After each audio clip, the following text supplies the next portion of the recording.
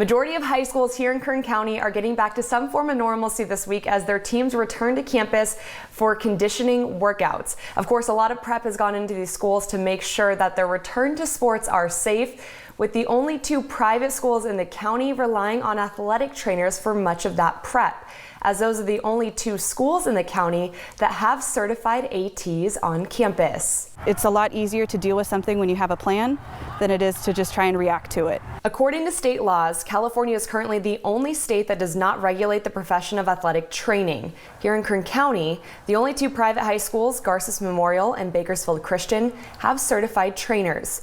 BCHS head athletic trainer Stephanie Smith has been a key part of the Eagles athletic programs returning to campus. Having that plan months ahead of time, it gave us time to fix it, it gave us time to improve it, and now I think we're ready to go. For Smith, having a trainer on staff is an added level of protection, especially for athletes who have had no sports activity for nearly half of a year. Having somebody who is trained in medical care, having somebody who's trained to know what to do in the event of emergency, or even just the small things, ankle sprains, knee injuries, all of those. I don't just give out first aid and tape ankles and give out water.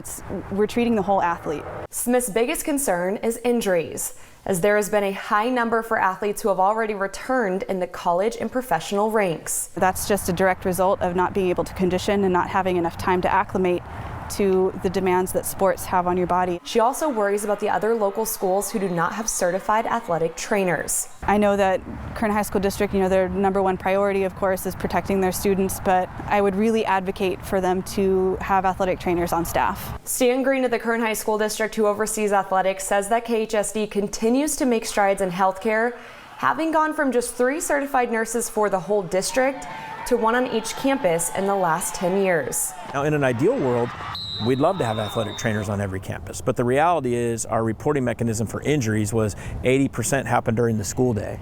And our district took that and they took it seriously and they made a commitment to put a nurse on every campus. That's a simple decision, right? You put a nurse on the campus because 87% of your students are not athletes. KHSD falls in line with the majority of schools in California who do not have an athletic trainer on staff, as the state does not require it. We need to make decisions like, what do you cut? What do you cut? And you try to keep it as far away from the classroom as you can, because that's why we're here. For Chapters head football coach Gerald Perucci, who recognizes that a safe return of sports on campus is mainly a coach's responsibility, he believes getting his athletes back to some normalcy needs to be a high priority. I think if we were to try to go down a rabbit hole, we would end up not doing anything. And that's kind of the thing that's scary, is that if we really wanted to try to keep things as safe as possible, the only safest thing to do would be no activity at all.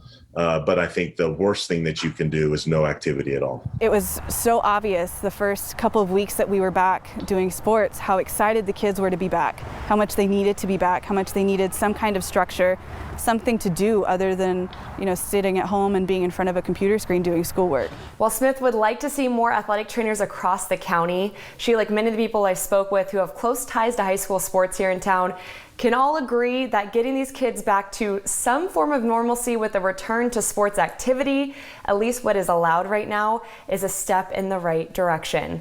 For 23 ABC Sports, I'm Carrie Osep. Back to you.